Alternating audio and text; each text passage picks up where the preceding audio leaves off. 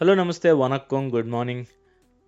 Standing versus seated lateral dumbbell raises. ఇప్పుడు మనం standing lateral dumbbell rises చేస్తున్నాం. జిమ్లో షోల్డర్ స్ట్రెయిన్ చేసే సమయంలో ఒక కామన్ ప్రశ్న ఉంటుంది. స్టాండింగ్ లాటరల్ డంబుల్ రైజెస్ మంచిదా లేదా సీటెడ్ లాటరల్ డంబుల్ రైజెస్ మంచివా? ముందుగా స్టాండింగ్ లాటరల్ రైజెస్ను గురించి చూద్దాం.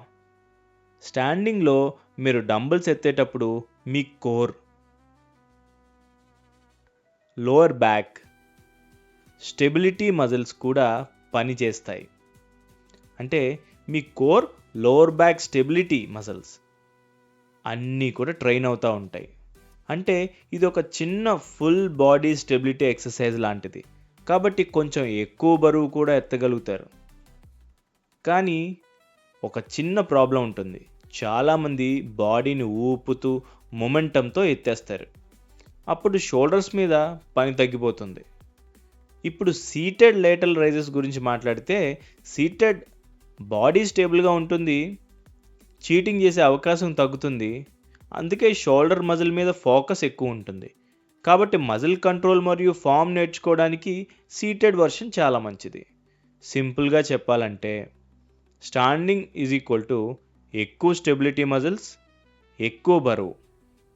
సీటెడ్ అంటే ఎక్కువ కంట్రోల్, షోల్డర్ ఐసోలేషన్. సో ఇక్కడ ఐసోలేషన్ కన్నా core, overall body, core stability muscles అన్నీ ఇన్వాల్వ్ అయి ఉంటాయి. రెండు మంచివే, కానీ సరైన ఫామ్తో చేస్తేనే ఫలితం కనిపిస్తుంది. ఇప్పుడు ఒక చిన్న మోటివేషన్. షోల్డర్స్ ట్రైన్ చేయడం అంటే చేతులను కేవలం పైకి ఎత్తడం కాదు, మీ బాడీకి ఒక కొత్త ఆకారం ఇవ్వడం. స్ట్రాంగ్ షోల్డర్స్ ఉంటే మీ చేతులు కూడా పెద్దగా కనిపిస్తాయి. మీ పోస్చర్ కూడా పవర్ఫుల్గా ఉంటుంది. కాబట్టి ప్రతి రిపిటేషన్ను సీరియస్గా చేయండి. చిన్న డంబల్ కానీ పెద్ద మార్పు. ఇది 24x7 ఫిట్నెస్. ప్రతి రెప్ మీ బాడీని కొత్త లెవెల్కి తీసుకెళ్తుంది. వ్యాయామం అంటే శిక్ష కాదు, అది మన శరీరానికి ఇచ్చే గౌరవం. రోజుకు కొంచెం చెమట పట్టిస్తే రేపు నీ శరీరం నీకు థ్యాంక్స్ చెప్తుంది. ఈరోజు కష్టపడడం కష్టం అనిపించవచ్చు, కానీ రేపు అద్దంలో కనిపించే మార్పు అన్ని కష్టాలను విలువైనవిగా మార్చేస్తుంది. మీ ఆరోగ్యం మీద పెట్టే సమయం మీ జీవితానికి చేసే ఉత్తమ పెట్టుబడి. నేను పెద్ద వర్కౌట్స్ చేస్తున్నా, ఆమె బాడీ బిల్డర్ అన్న ఉద్దేశం కాదు. నేను చేస్తున్నా, మీరు కూడా చేస్తే మీరు బాగుంటారు. ఎందుకంటే నేను బాగున్నానని ఒక మెసేజ్ ఇవ్వడం కోసమే. ఆ next exercise standing lateral cable raises. అసలు ఇది ఎందుకు చేయాలి? రోజువారీ జీవితంలో ఇది చేస్తే నాకెలా ఉపయోగపడుతుంది? క్వశ్చన్కి ఆన్సర్ ఉంది. జిమ్లో షోల్డర్స్ కోసం చేసే ఒక అద్భుతమైన ఎక్సర్సైజ్ ఉంది. అది స్టాండింగ్ లాటరల్ కేబుల్ రైజెస్. ఇది ఎందుకు చేయాలంటే ఈ ఎక్సర్సైజెస్ మీ లాటరల్ డెల్ట్స్ను బలంగా చేస్తాయి. అంటే మీ షోల్డర్ స్ట్రాంగ్గా మరియు స్టేబుల్గా మారుతాయి. ఇప్పుడు ప్రశ్న, ఇది మన రోజువారీ జీవితంలో ఎలా ఉపయోగపడుతుంది? మనం రోజు చాలా పనులు చేతులతోనే చేస్తాం.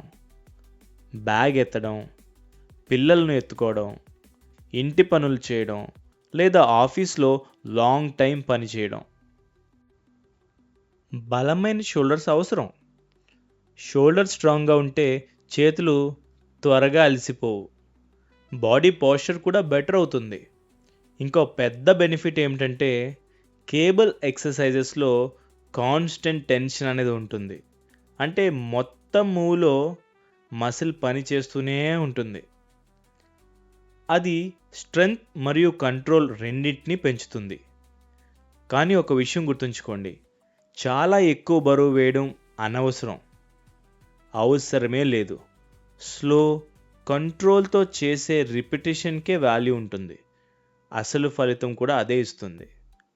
గుర్తుంచుకోండి, జిమ్లో చేసే ప్రతి చిన్న ఎక్సర్సైజ్ మీ రోజువారీ జీవితాన్ని సులభంగా చేయడానికి సహాయం చేస్తుంది. బలమైన శరీరం అంటే సులభమైన జీవితం. ముందుగా ఇది ఎలా చేయాలో చూద్దాం. కేబుల్ మెషిన్ లోయెస్ట్ పొజిషన్లో హ్యాండిల్ను పెట్టండి. మషీన్ పక్కన నిలబడి ఒక చేతిలో హ్యాండిల్ను పట్టుకోండి. చేతితో కొంచెం చేతిని కొంచెం వంచి నెమ్మదిగా పక్కకు పైకి ఎత్తండి. అంటే పక్కకి పైకి ఎత్తాలన్నమాట. షోల్డర్ లెవెల్ వరకు తీసుకెళ్ళి మళ్ళీ కంట్రోల్తో కిందకు తీసుకురండి. లిఫ్ట్ చేస్తున్నప్పుడు షోల్డర్ మసిల్ పనిచేసినట్లు ఫీల్ అవ్వాలి. ఇప్పుడు కొన్ని కామన్ మిస్టేక్స్ చూద్దాం. మొదటిది, చాలా ఎక్కువ బరువు వేయడం. బరువు ఎక్కువైతే ఫామ్ తప్పిపోతుంది. రెండవది, బాడీని ఊపడం. ఇలా చేస్తే షోల్డర్ మీద పని తగ్గిపోతుంది. మూడవది, చాలా ఫాస్ట్గా చేయడం. ఎక్సర్సైజ్లో స్పీడ్ కాదు, కంట్రోల్ ముఖ్యం.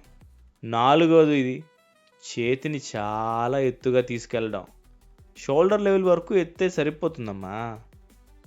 గుర్తుంచుకోండి, సరైన ఫామ్తో చేసే చిన్న బరువు తప్పు ఫామ్తో చేసే పెద్ద బరువు కంటే చాలా చాలా బెటర్. ప్రతి రిపిటేషన్ను ఫోకస్తో చేయండి. మీ షోల్డర్స్ మీ కష్టాన్ని చూపిస్తాయి. గుర్తుంచుకోండి, ఇక్కడ వెయిట్ ఇంపార్టెంట్ కాదు, అండ్ బాడీ ఊగిపోయేంత వెయిట్ అసలు చేయనే అవసరం లేదు. So finally, lying abs crunches ప్రయోజనాలు ఏంటి, ఎలా చేయాలి, రోజువారీ జీవితంలో ఎలా ఉపయోగపడుతుంది, అండ్ ఈ ఎక్సర్సైజ్ చేసినప్పుడు తప్పులు చూద్దాం. యాబ్స్ కోసం చేసే క్లాసిక్ ఎక్సర్సైజ్ ఇదే. సింపుల్ కానీ చాలా ఎఫెక్టివ్. ఇది లయింగ్ యాబ్స్ క్రంచెస్. ముందుగా ఇది ఎలా చేయాలో చూద్దాం. మ్యాట్ మీద పడుకుని మోకాళ్ళను వంచి పాదాలను నేలపై ఉంచండి. చేతులను తల వెనుక పెట్టి మెల్లిగా మీ పొట్ట అప్పర్ పార్ట్ యాబ్స్ స్క్వీజ్ చేస్తూ బ్రీత్ అవుట్ చేస్తూ పైకి లెగండి. కింద దిగుతున్నప్పుడు బ్రీత్ ఇన్ చేయండి. మళ్ళీ పైకి లెగుస్తున్నప్పుడు యాబ్స్ స్క్వీజ్ చేయండి. ఇప్పుడు నెమ్మదిగా మీ షోల్డర్స్ను నేల నుండి పైకి ఎత్తండి. యాబ్స్ను టైట్ చేస్తూ పైకి రావాలి. తర్వాత మళ్ళీ నెమ్మదిగా కిందకి రావాలి. ఇక్కడ ముఖ్యమైన విషయం, పూర్తిగా పైకి లేవాల్సిన అవసరం లేదు. షోల్డర్స్ పైకి లేవడం చాలు, జస్ట్ షోల్డర్స్ లెగిస్తే చాలు. బట్ మీ యాబ్స్ దగ్గర క్రంచ్ అయిన ఫీలింగ్ మీరు ఫీల్ అవ్వాల్సిందే. ఈ ఎక్సర్సైజ్ మీ అబ్డామినల్ మజిల్స్ను బలంగా చేస్తుంది. అలాగే మీ కోర్ స్ట్రాంగ్ కూడా అవుతుంది. ఇప్పుడు ఇది రోజువారీ జీవితంలో ఎలా ఉపయోగపడుతుంది? బలమైన కోర్ ఉంటే మీ పాస్చర్ బెటర్ అవుతుంది. పాస్చర్. లాంగ్ టైం కూర్చుని పనిచేసే వారికి లోవర్ బ్యాక్ పెయిన్ అనేది జనరల్గా వస్తూ ఉంటుంది. అలాగే వంగడం, లిఫ్ట్ చేయడం, నడవడం ఇలాంటి పనులు కూడా సులభంగా చేయగలుగుతారు. ఇప్పుడు కొన్ని కామన్ మిస్టేక్స్ చూద్దాం. మొదటిది, మెడను లాగడం. సో మెడను లాగద్దు మీరు, షోల్డర్స్ మీ చేతులతో మెడను లాగద్దు. రెండవది, ఫాస్ట్గా చేయడం. సో స్లోగా చేయండి, తప్పేం లేదు. మూడవది, మొత్తం బాడీని పైకి లేపడం. మొత్తం బాడీని పైకి లేపొద్దు, ఓన్లీ మీ షోల్డర్స్ లెగిస్తే చాలు. బట్ మీ యాబ్స్ క్రంచ్ అవ్వాలి, స్క్వీజ్ అవుట్ చేయాలి. క్రంచ్ చేసినప్పుడు కిందకి హెడ్ దింపుతున్నప్పుడు బ్రీత్ ఇన్ చేసుకోండి. నాలుగోది, శ్వాస ఆపడం. శ్వాస ఆపి చేయొద్దే. వర్కౌట్ చేస్తున్నప్పుడు స్లో అండ్ కంట్రోల్ బ్రీతింగ్ తీసుకుంటూనే చేయాలి. గుర్తుంచుకోండి, బలమైన కోర్ అంటే బలమైన శరీరానికి బేస్. రోజు కొన్ని క్రంచెస్ చేస్తే మీ శరీరం కూడా స్ట్రాంగ్గా ఫీల్ అవుతుంది. మీ కోర్ స్ట్రెంగ్తన్ అయితే మీ బ్యాక్ కూడా స్ట్రెంగ్తన్ అవుతుంది. మీ బ్యాక్ స్ట్రెంగ్తన్ అయితే డెస్క్ జాబ్ చేసే వాళ్ళు అయితే మీకు చాలా బెనిఫిట్స్ ఉన్నాయి. బై ది వే, మన దగ్గర కోర్ ఛాలెంజ్ సిరీస్ అని ఒక ప్లేలిస్ట్ ఉంది. అందులో మీ లెగ్స్, ఆర్మ్స్ కాకుండా మిగిలిన పార్ట్ ఏదైతే ఉందో బాడీ కోర్, దాన్ని ఎలా స్ట్రెంగ్తన్ చేసుకోవాలి అండ్ బేసిక్ ఎక్సర్సైజ్ ఏంటి, అండ్ అవి జిమ్లో చేయాల్సిన అవసరం లేదు, మీ ఇంటి దగ్గరే చేసుకోవచ్చు. సో మీ ఇంటి దగ్గరే కోర్ ఛాలెంజ్ సిరీస్ చూస్తూ మీ కోర్ని స్ట్రెంగ్తన్ చేసుకోవాలని నా ముఖ్య ఉద్దేశం. అదనమాట. సో రోజు ఫిట్నెస్ చేయడం నాకు ఇష్టం, మీరు చేస్తారని ఆశిస్తున్నా. సో నెక్స్ట్ ఎక్సర్సైజ్కి వెళ్ళిపోదామా? So finally rotation crunches, elbow to నీ. ఇది ఎలా చేయాలి, ప్రయోజనాలు ఏంటి, రోజువారీ జీవితంలో ఎలా ఉపయోగపడుతుంది, అండ్ అందులో మనం చేసే మిస్టేక్స్ ఏంటి చూద్దాం. యాప్స్ ట్రైన్ చేయడానికి ఒక సూపర్ ఎక్సర్సైజ్ ఇది. కొంచెం టర్న్ చేస్తూ ట్విస్ట్ చేస్తూ యాప్స్ మాత్రం ఫైర్ అన్నమాట. ఇది రొటేషన్ క్రంచెస్, అంటే ఎల్బో టు నీ క్రంచెస్. ముందుగా ఇది ఎలా చేయాలో చూద్దాం. మ్యాట్ మీద పడుకొని మోకాళ్ళు వంచి పాదాలను నేలపై ఉంచి చేతులను తల వెనక పెట్టండి. ఇప్పుడు నెమ్మదిగా పైకి లేస్తూ మీ రైట్ ఎల్బోను లెఫ్ట్ నీకి టచ్ చేయండి.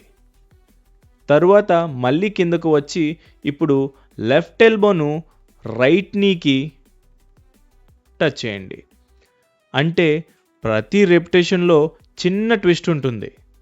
ఇప్పుడు బెనిఫిట్స్ గురించి మాట్లాడితే ఈ ఎక్సర్సైజ్ మీ యాప్స్ మాత్రమే కాదు, ఆబ్లిక్స్ కూడా బలంగా టార్గెట్ చేస్తుంది.